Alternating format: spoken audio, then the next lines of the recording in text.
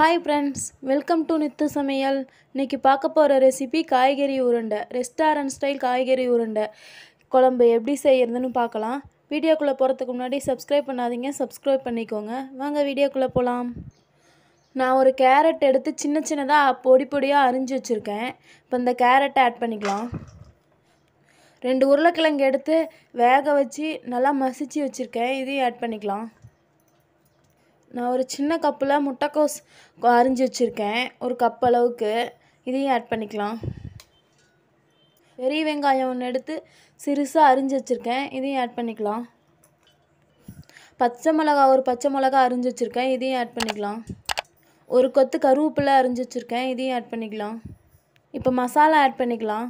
நான் கறி மசாலா ஒரு அரை ஸ்பூன் எடுத்து வச்சுருக்கேன், இதையும் ஆட் பண்ணிக்கலாம். மல்லி அரை ஸ்பூன் ஆட் பண்ணிக்கலாம். மிளகாய்த்தூள் அரை ஸ்பூன் ஆட் பண்ணிக்கலாம். உப்பு தேவையான அளவு போட்டுக்கலாம். 4 ஸ்பூன் கடல மாவு எடுத்து வச்சுருக்கேன், இதையும் ஆட் பண்ணிக்கலாம். நல்லா இதை பிணைஞ்சிக்கலாம். அப்படியே பிசைஞ்சு எடுத்துக்கோங்க. இந்த அளவுக்கு பிசைஞ்சு எடுத்துக்கோங்க. இப்போ லைட்டாக கைக்கு எண்ணெய் தடவிக்கிட்டு கொஞ்சமாக மாவு எடுத்து உருண்டை பிடிச்சிக்கோங்க. எல்லாத்தையும் இது மாதிரி உருண்டை பண்ணி எடுத்துக்கோங்க. இப்போ நம்மளுக்கு ஷேப் மாறாமல் இருக்கிறதுக்காக நம்ம சோள மாவில் புரட்டி எடுத்துக்கலாம். இது மாதிரி எல்லாத்தையும் புரட்டி எடுத்துக்கோங்க.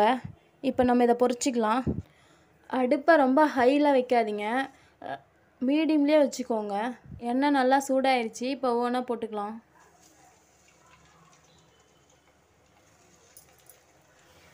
இந்த அளவுக்கு எல்லாத்தையும் பொரிச்சு எடுத்துக்கோங்க.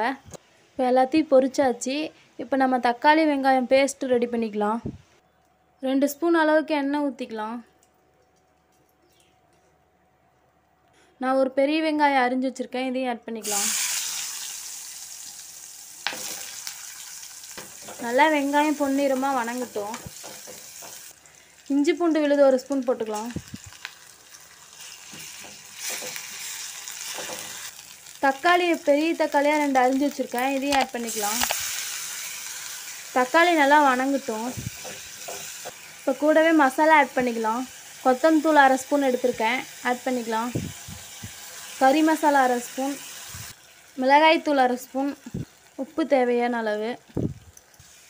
எல்லாம் நல்லா வணங்கட்டும், பச்சை வாசனை போகிற அளவுக்கு. தக்காளி நல்லா வணங்கிருச்சு. இது நல்லா ஆறட்டும். நல்லா ஆறிடுச்சு. இப்போ நம்ம மிக்ஸி ஜாரில் போட்டு அரைச்சிக்கலாம்.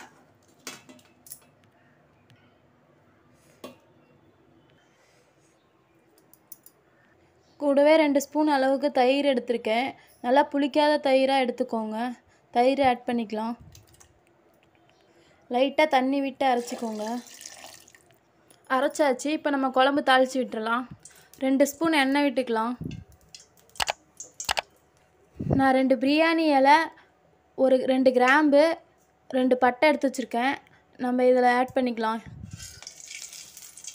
இப்போ நம்ம அரைச்சி வச்சுருந்த தக்காளி பேஸ்ட் ஆட் பண்ணிக்கலாம்.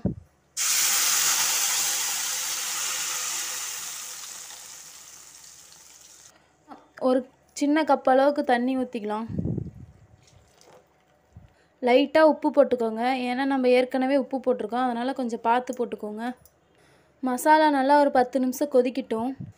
10 நிமிஷம் ஆயிடுச்சு. இப்போ நம்ம பொரிச்சு வச்சுருந்த காய் உருண்டையை ஆட் பண்ணிக்கலாம்.